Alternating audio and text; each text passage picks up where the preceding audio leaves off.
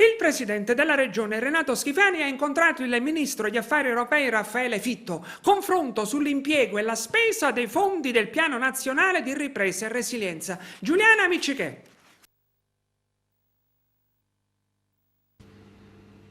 Il presidente della regione è rientrato a Palermo dopo un'altra trasferta a Roma nell'ambito del piano di spesa in Sicilia dei fondi del PNRR.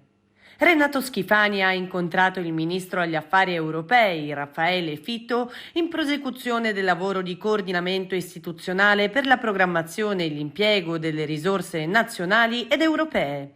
Più nel dettaglio, all'ordine del giorno vi è stato il tema dell'attuazione dei finanziamenti dell'Agenda Europea 2014-2020 che devono essere rendicontati entro il prossimo 31 dicembre. Durante l'incontro è stato condiviso di concentrarsi sulla realizzazione di infrastrutture, con particolare riferimento a quelle riguardanti il settore idrico e i rifiuti, per migliorare la qualità dei servizi pubblici locali nella regione.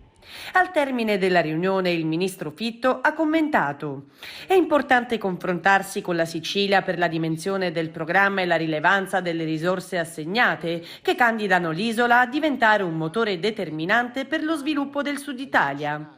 E il presidente Schifani annuncia: al più tardi entro il mese di settembre concluderemo un accordo con il governo nazionale per mettere a sistema tutte le risorse per la coesione disponibili per il territorio siciliano. L'intesa con il ministro Fitto punta a mettere in sicurezza la chiusura della spesa dell'Agenda Europea 2014-2020 e ad assicurare il completamento di tutti gli investimenti meritevoli che corrono allo sviluppo della Sicilia e che sono già avviati sul territorio regionale. E poi aggiunge: il ministro ha anche assicurato la possibilità di impiego delle risorse del Fondo di Sviluppo e Coesione 2021-2027 per il cofinanziamento regionale dei programmi comunitari. Ciò consentirà di liberare somme importanti sul bilancio triennale della Regione. Fitto ha anche presentato la squadra che lavorerà con la Regione alla preparazione dell'intesa tramite cui saranno individuati gli interventi significativi sui quali indirizzare le risorse, con una chiara destinazione strategica. Occorre in particolare superare il ritardo che deriva da una bassa infrastrutturazione della nostra terra, sotto il profilo del gommato e delle ferrovie.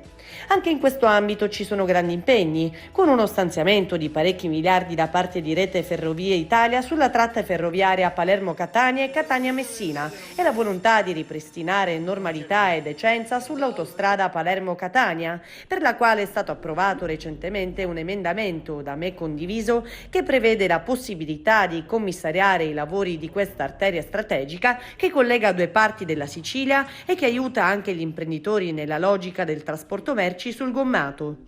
La ripresa economica la iniziamo a vedere non soltanto negli auspici, ma nelle dinamiche che abbiamo iniziato a porre in essere in questi primi mesi di governo regionale. La nostra attenzione nei confronti del mondo imprenditoriale, della libertà di iniziativa e della semplificazione non verrà mai meno. D'altronde lo dice anche la mia storia politica e personale. Affinché a breve con il commissariamento di